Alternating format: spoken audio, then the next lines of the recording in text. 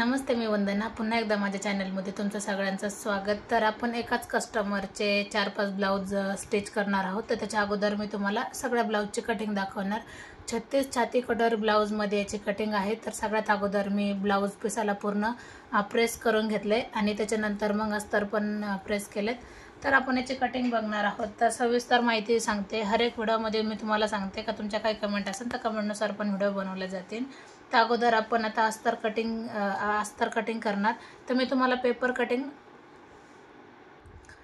Paper cutting न दाखवता direct आपण अस्तरवर कशा पद्धतीने कटोरी ब्लाऊजची कटिंग करायची आणि कमी वेळात कसे कटिंग करायची. तर आपण हा अस्तर घेतला आहे 95 पॉईंट. तुम्ही 90च्या पुढे जरी घेतला तरी पुरतं, 1 मीटरपर्यंत घेऊ शकतात. तर हा साडीतला ब्लाऊज पीस आहे आणि हा आहे अस्तर. तर सगळ्यात अगोदर आपण अस्तर टाकून घेऊ. आता अस्तर टाकताना आपल्याला एकसारखं जर नसेल तर एकसारखं आपल्याला आखून घ्यायचं आहे. आता एकसारखं आपण आखून घेतल्याच्या नंतर मी त्याला कट करते, कारण खालीवर जर झालं तर थोडं फार जर फरक पडून जातो फिटिंगमध्ये. आता आपण सगळ्यात अगोदर आपल्याला उंची घ्यायची. तर उंची आहे कस्टमरची 14.5 इंच. ब्लाऊज शिवून 13.5 इंचावर होऊ शकतो.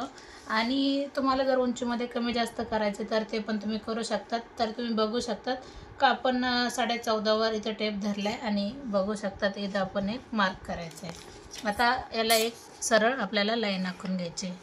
आता आपल्याला लगेच शोल्डर टाकायचं आहे. तर शोल्डर आपण 5.5 इंचावर टाकायचं आहे. पाहू शकतात 5.5 इंचावर आपण शोल्डर घेतले. मुंड्यासाठी पण आपल्याला 5.5च घ्यायचं आहे. 5 कमी होऊन जातं आणि 5.6 जास्तच होतं. परफेक्ट आहे 5.5 इंच. किंवा तुम्हाला जर एखादा सूत वाढवायचा असेल तर वाढवू शकतात. आता अंगावर जर माप घेतलं तर 2 इंच मिक्स करा. आणि जर ब्लाऊजवर माप जर असेल तर तुम्ही अर्धा, ब्लाऊजवर जर माप असेल तर डायरेक्ट तुम्ही घडी टाकू शकतात. तर 36चा आपल्याला चौथा भाग काढायचा आहे. 36चा आपल्याला चौथा भाग अशा पद्धतीने काढायचा आहे. 9 येतो चौथा भाग. तर तुम्ही परत कन्फ्यूज होऊन जाता. तुम्ही अंगावर जरी माप घेतलं तर आपण डायरेक्ट समजा 9चीच घडी घ्या आणि डायरेक्ट मग 2 इंच लूज द्या. जरी तुम्ही अंगावर माप घेतलं असेल तर डायरेक्ट 2 इंच लूज द्या, म्हणजे तुमच्या ब्लाऊजमध्ये कुठेही बिघड होणार नाही. आपण पण त्याच पद्धतीने कटिंग केली. आता हे माप टोटल किती बसते? 11 इंच. मग आपल्याला कमरेला 10.5 घेतले, अर्धा इंच आपण कमी केले.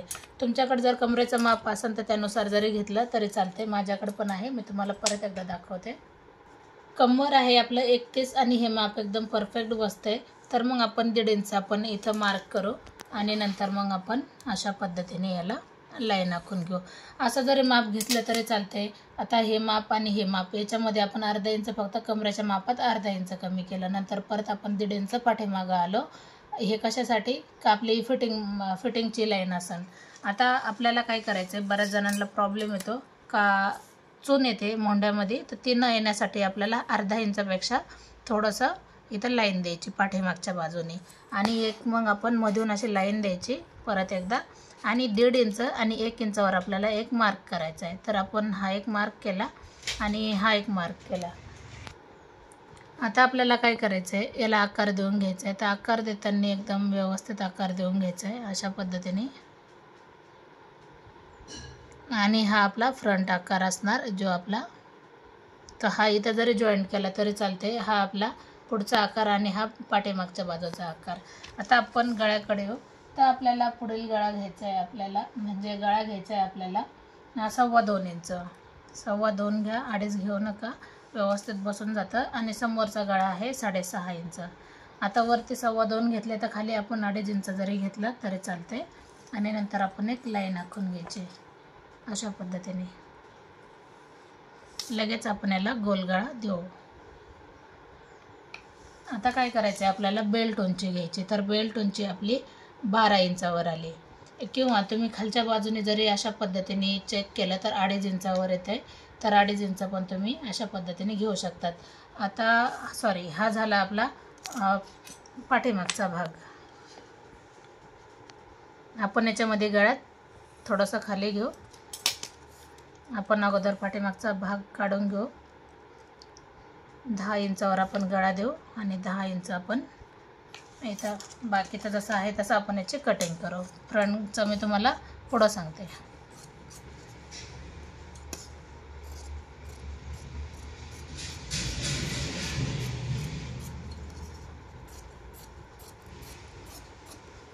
तर एकदम परफेक्ट हा पाठीचा भाग आला आहे. तर आपण अस्तर परत एकदा असं करून ठेवायचं आहे आणि नंतर मग याला जसं प्रेस करून घ्यायचं थोडंसं, म्हणजे आपले माप जसे आहेत तसे आपल्याला भेटून जातील. आता आपल्याला बदल कशामध्ये करायचा आहे तुमच्या लक्षात येईल. छोट्या छोट्या गोष्टींकडे लक्ष द्या, म्हणजे आपल्याला डबल क्रॉस पट्टी काढावी नाही लागणार. जसं आपण पेपर कटिंग केल्याच्या नंतर आपल्याला डबल पट्टी काढावी लागते. तर ज्यावेळेस आपण याच्यामध्ये कटिंग करतो तर हे असं याच्यामध्येच आपली क्रॉस पट्टी निघून जाते. आता हा आपण आकार देऊन घेतला आहे, फ्रंट आकार. तर समोरचं पण मला दिसतंय, तर आपण मग याला लगेच आकार देऊन घेऊ. अशा पद्धतीने परत एकदा आपण शोल्डर चेक करायचे, 5.5 बसते की नाही. आता मी हा जो कडेचा काठ आहे हा पूर्ण मी काढून टाकला आहे, तरी पण मी परत एकदा चेक करते. हे बघू शकतात, हा पूर्ण कडेचा काठ हा पूर्ण काढून टाकला आहे हा. आता मग ह्या काठापासून मला चेक करायचं आहे 5.5 जिथं येईन आपल्याला तिथं पॉईंट द्यायचं आहे, म्हणजे ही लाईन आपली इथपासून आहे कटिंग करताना. आता हा 6.5चा गळा हा एकदम व्यवस्थित आला आहे. आता आपण बेल्ट उंची घेणार 12 इंच. 12 इंचावर पॉईंट द्या, किंवा खालच्या बाजूने जरी 2.5 इंच घेतलं तरी चालते. आता आपल्याला काय करायचं आहे, कटोरीसाठी 5.5 इंचावर आता आपण हे जो कड आली आपल्याला ही पूर्ण काढूनच टाकायची.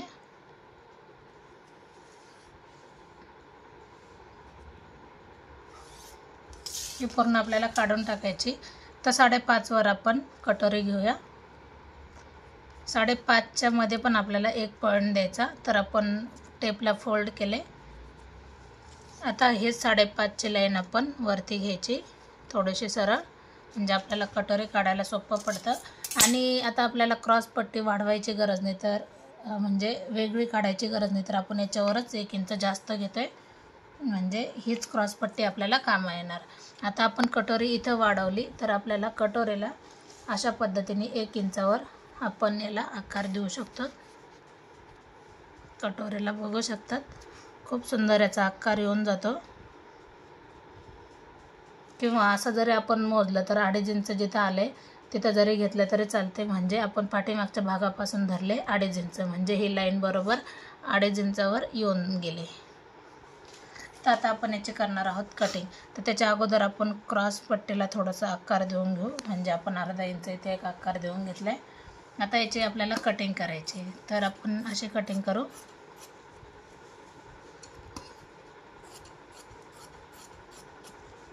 तर हे उरलेलं जेवढं होतं आपण क्रॉस पट्टीमध्ये जरी ठेवलं तर काय अडचण नाही. क्रॉस पट्टीचं एवढं आपल्याला कडेने कट करता येते. फक्त आपल्याला मग कटोरीच्या ही साईडचं आपण काढून टाकू.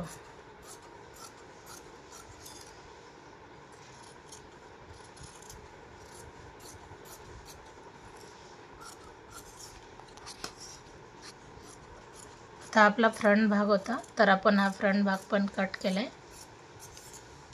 आता ही आपली कटोरी ही आपल्याला कट करायची अशा पद्धतीने. आता ही वाढवायची कशी तर मी तुम्हाला हर एक व्हिडिओमध्ये सांगितलेलंच आहे. तर आपण बघू शकतात कटोरी ब्लाऊज आपण किती व्यवस्थितपणे कट केलं आहे. तर तुम्हाला काही डाऊट असतील तर नक्की तुम्ही पण कमेंट करा. तुमच्या कमेंटनुसार नक्कीच व्हिडिओ बनवले जातील. आणि सगळ्यात महत्त्वाचं म्हणजे आता आपल्याला कटोरी वाढवायची कशी आपण बघूयात.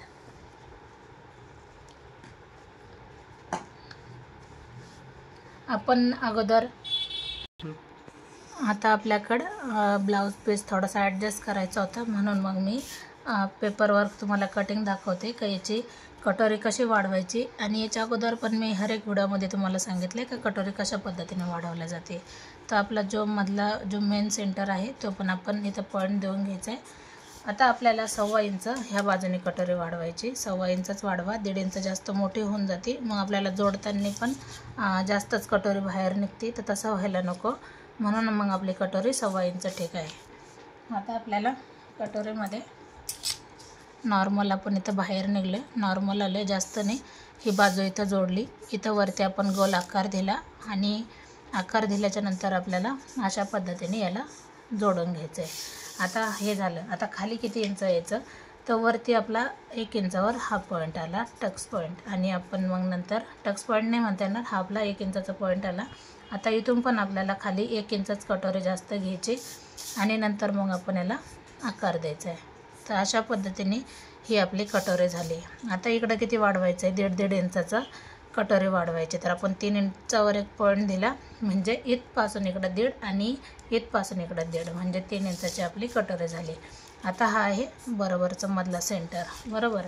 आता इथून आपल्याला 3 इंचावर खालच्या लाईनपासून आपल्याला 3 इंचावर एक पॉईंट द्यायचा आणि आपण अगोदर कटिंग करू नंतर मग पॉईंट देऊ म्हणजे तुमच्या लक्षात येऊन जाते का कशा पद्धतीने आपण पॉईंट दिला.